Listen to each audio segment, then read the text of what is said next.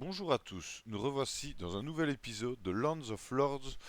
Cette fois-ci, nous traiterons des organisations. Nous voici sur la page d'aide des organisations. Alors, c'est assez compliqué, j'espère que je saurai tout aborder de manière la plus exhaustive possible, mais bon, je risque de dire des petites bêtises, je vous préviens, mais pas dans les choses les plus importantes. Alors, pour commencer, on va commencer par parler des organisations territoriales. C'est vraiment les organisations les plus basiques, mais celles qui sont les plus importantes. Quand on commence, tout le monde, on commence par un domaine en fait. Moi j'ai un domaine d'ailleurs. J'ai pas encore upgradé en quoi que ce soit. Les domaines sont répertoriés dans les organisations rurales ainsi que les villages. D'ailleurs, prochain upgrade pour notre petit Riel Land, ce sera passer en village. Je vais vous montrer tout de suite ça de manière plus claire.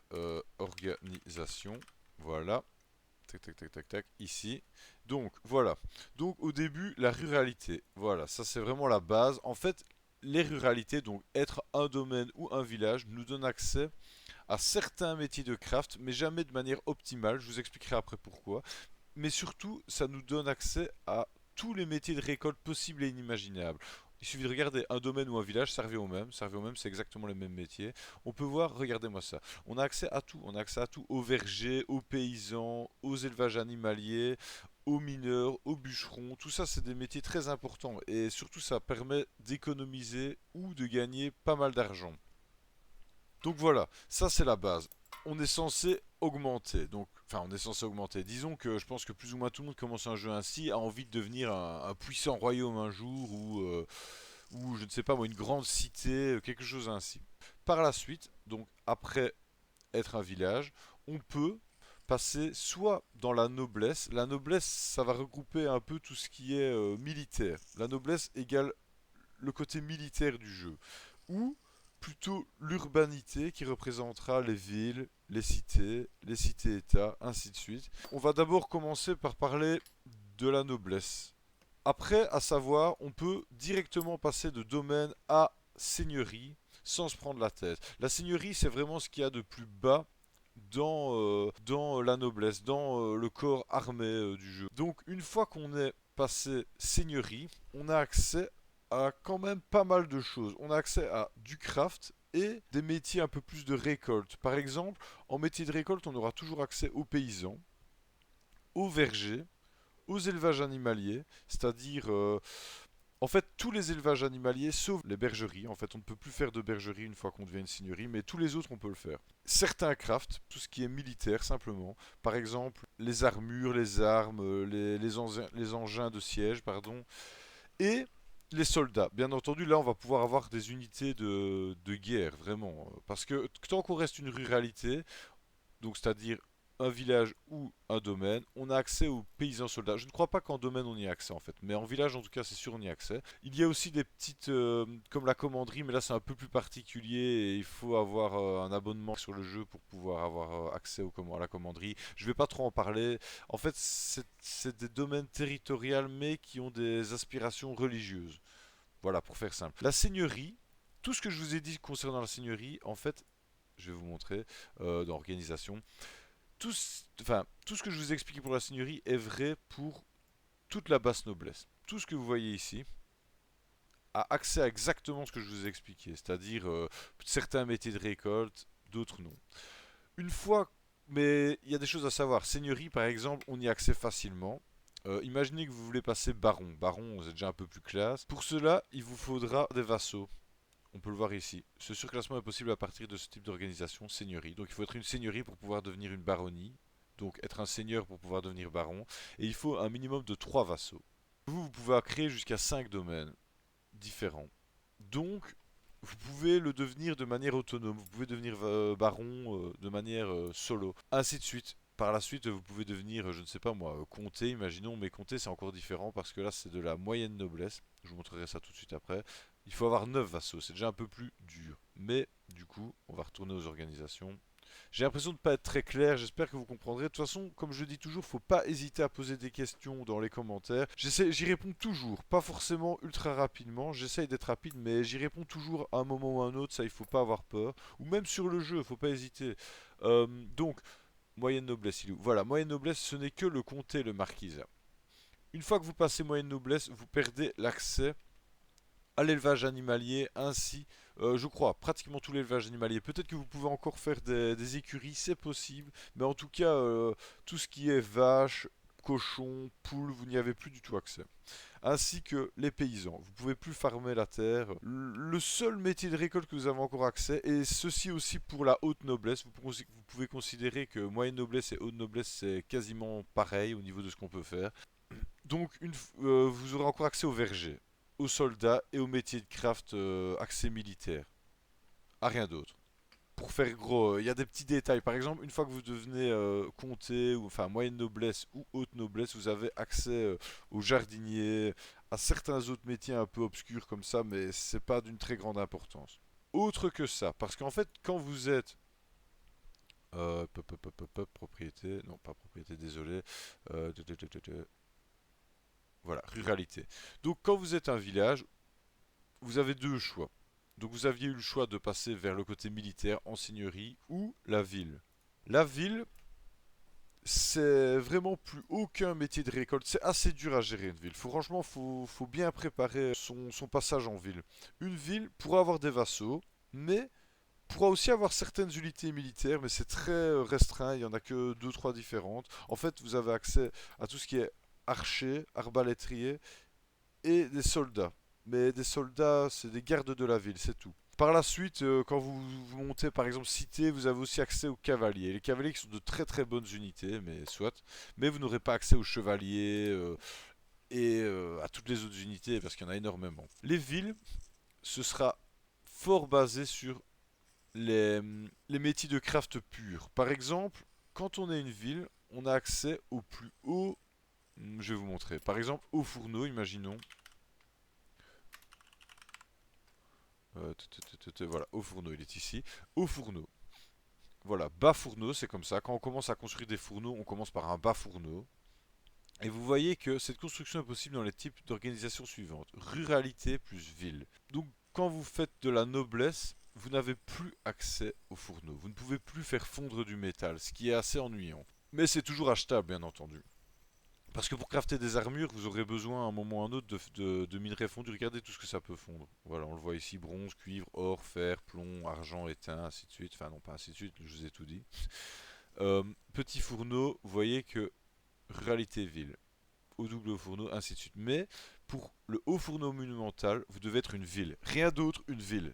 Il n'y a que les villes qui peuvent faire ça. À savoir que les qualités de vos minerais dépendront de beaucoup de choses. De la qualité des carburants que vous utilisez, enfin des carburants, pardon, des combustibles que vous utilisez, de type de combustible, de la qualité du minerai que vous allez fondre, le minerai de base, et de la qualité de vos bâtiments. Où vous faites fondre vos minerais avec vos métallurgistes. Aussi du métallurgiste. Si vous avez un métallurgiste qui est super bien pour le métier, qui a des très bonnes stats et qui est très haut niveau, avec de bons outils, en fait, ce que je voulais dire par là, c'est simplement qu'il y a beaucoup de choses à prendre en compte et il faut aussi prendre en compte le niveau du bâtiment. Si vous avez un haut fourneau monumental avec un très bon pourcentage et tout le reste que je vous ai expliqué, vous allez pouvoir faire des minerais, enfin du fer fondu par exemple, des lingots de fer de qualité de ouf malade. Mais pour ça, il faut une ville. En seigneurie, vous n'y avez pas du tout accès et en ruralité, vous y avez accès. Avec un village, par exemple, vous pouvez faire un grand haut fourneau.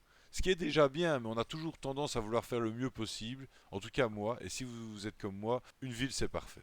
Voilà, donc là vous voyez un petit peu, les villes peuvent avoir un surclassement, on peut passer en cité quand on a une ville. À savoir que la cité perd le délire de pouvoir faire fondre et tout. Les cités c'est quand même compliqué, si vous voulez devenir une cité, il faudra se renseigner. Et puis regardez, population minimum 20 000 c'est quand même compliqué. Et voilà. Après, il y a d'autres organisations plus RP.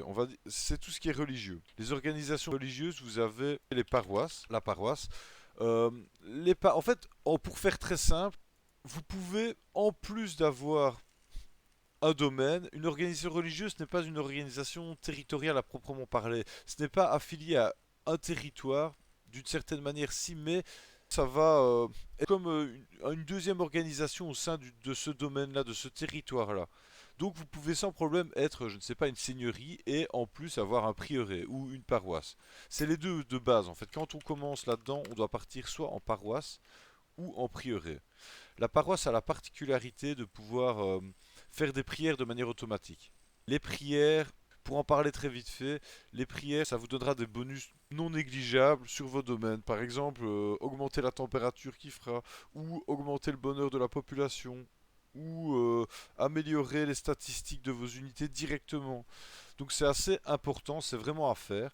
Je le ferai dans un prochain épisode avec ce temple qui a été abandonné. Je vais le racheter, même s'il est fort abîmé, c'est pas grave, je vais le racheter et je commencerai des prières, vous verrez. D'ailleurs, à savoir que quand vous recevez une unité sur votre domaine, vous pouvez choisir qu'elle soit attribuée directement à un lieu de culte. Enfin, là c'est très obscur, mais vous verrez, vous verrez. C'est vrai que c'est compliqué à expliquer. Je suis désolé, je ressens bien que c'est de loin un de mes tutoriels les moins clairs. J'espère quand même que ça pourra vous aider. À la fin, il y aura un tips très important que je vous donnerai, qui même si vous n'avez pas tout compris, vous permettra de comprendre beaucoup de choses. Donc voilà, paroisse, pour faire des prières automatiques dans vos temples. Prieuré, c'est plus compliqué. Prieuré, ça va vous donner accès à certaines unités autres que la religion pure. Vous aurez accès à des moines soldats, par exemple, qui sont des unités de combat pas exceptionnelles, mais ça reste des unités de combat. C'est intéressant à voir, par exemple, quand on a une ville. Un prieuré, c'est assez intéressant. Mais vous ne pourrez pas faire de prière automatique.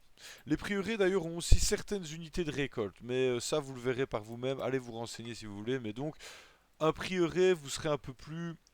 Vous aurez accès à plus de choses avec un prieuré. Avec une paroisse, je trouve que la paroisse est plus RP. Et comme les noblesses, comme les ruralités, comme les urbanités, vous pourrez monter en grade. On va le voir avec le prieuré, par exemple. Prieuré, hop. Voilà, vous commencez par un prieuré, ensuite vous pouvez passer en abbaye. L'abbaye, il faut quand même... on va voir, voilà. Il faut un nombre minimum de vassaux de 9 vassaux, ce qui est quand même beaucoup, donc c'est pas super simple de passer abbaye. Et ainsi de suite, vous pourrez monter en ordre monastique, bon là il faut être truc, mais voilà. J'espère, là c'est assez confus, mais ce qui est le plus important, c'est les organisations territoriales. Donc urbanité, ruralité, noblesse. C'est vraiment le plus important à comprendre dans le jeu. Ensuite, il y a d'autres sociétés. On peut voir d'ailleurs les zones d'influence. Ici, c'est la zone d'influence. Quand je suis sur cette case-ci, de le pouvoir temporel, voilà. C'est les influences vraiment territoriales pures. Et je peux, ici, on a les influences spirituelles, si je ne me trompe pas. Oui, spirituelles. On voit ici, il y en a très peu. Attendez, on va essayer d'en trouver. Ah voilà, ici on a, voilà. Donc ça c'est les pouvoirs spirituels. Et ici on a d'autres pouvoirs, autres influences. Ça va être par exemple tout ce qui est société. On peut le mettre. Pardon. Je trouve plus mes touches. Société. Société commerciale. Les sociétés commerciales, pour faire simple, il y a un président. Il va y avoir une société commerciale pour chaque ressource du jeu. Le président de cette société aura certains pouvoirs, comme par exemple pouvoir empêcher par exemple les gens d'utiliser, de vendre la ressource précise dont ils sont le président. Pour les sociétés, c'est assez obscur encore une fois. Franchement, moi je m'y connais pas à fond, mais j'aimerais bien que je vous en parle quand même en somme. Il y a les syndicats aussi. Les syndicats, ça a aussi une importance. Les autres ont une importance beaucoup plus RP, les confréries, les guildes. Les autres, c'est beaucoup plus RP. La société commerciale et le syndicat ont des vrais pouvoirs dans le jeu. Un syndicat pourra ordonner une grève qui fera que plus aucune unité sur un très grand rayon ne feront la tâche. Par exemple, imaginons qu'on est syndicat des mineurs, eh ben on pourra faire arrêter tous les mineurs d'une grande zone de travail. Ils ne pourront plus travailler, enfin ils se mettront en grève en fait. À savoir que, comme vous l'avez vu quand j'ai commencé mon let's play le 1er mai, on peut quand même lancer les unités de manière manuelle, mais les unités qui ont des ordres automatiques d'action, enfin qui font des actions automatiques, ne les feront plus de manière automatique quand une grève est lancée. Là, je pense avoir parlé en gros de toutes les organisations. À savoir, je voulais en parler d'autre chose, c'est comment optimiser. La manière la plus simple d'optimiser tout ce mishmash, parce que c'est vrai que c'est compliqué à comprendre, compliqué à absorber toutes ces informations, mais la manière la plus simple d'optimiser, c'est de partir sur 3 domaines. Avoir un domaine noble, pour tout ce qui est militaire, tout ce qui est récolte, je ne sais pas moi, récolte de ressources, de certaines ressources. Le village pour tout ce qui est ressources très basiques qui sont indispensables. Exemple, la roche, le bois.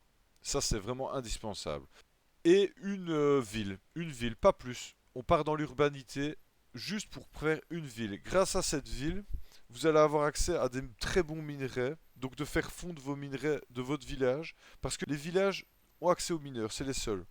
Donc, pour encore plus simplifier ceci, donc il en faut trois, c'est un peu une trinité, on va dire que c'est la Sainte Trinité. Pour faire simple, il faudrait que je choisisse que mon village, je le fasse ici, imaginons. Hop, ici. J'ai accès à plein de choses. J'ai accès à des arbres à foison, j'ai accès à de la roche à foison, et mon urbanité, donc ma ville en fait. Je dis urbanité, mais c'est vraiment une ville. Il faut faire une ville, pas plus. Parce que je vous montrais les hauts fourneaux, mais c'est la même chose pour les fours à chaud. Les hauts fours à chaud monumentaux, vous ne pourrez les faire que en ville. Donc ça, vous le faites tout près aussi. Et le but, c'est une fois que tous vos domaines se collent ensemble, vous les reliez par des routes et vous pourrez faire comment dire, des liaisons routières. Ce qui fera que vous pourrez, par exemple, dans cette ville-ci, imaginons que ça devienne une noblesse, directement utiliser des ressources qui sont dans les réserves de mon village. Imaginons la pierre que j'ai récoltée, le calcaire que j'aurais pu récolter ici. Eh bien, je pourrais directement l'utiliser ici contre une petite acheter les ressources en fait au domaine. Ça ne coûte pas très cher, je vous rassure. Ça coûte beaucoup moins cher que de les acheter dans le market. Et à prendre en compte aussi, plus les ressources que vous allez prendre à ce domaine-ci, imaginons, vont coûter cher. Enfin non, pas vont coûter cher, plus elles seront lourdes, plus ça impactera le temps de construction ou de craft que vous aurez dans le domaine où vous aurez acheté les ressources. Je pense avoir parlé d'un peu toutes les organisations. J'espère, mais j'espère vraiment que j'aurai été clair. Dans tous les cas, à la prochaine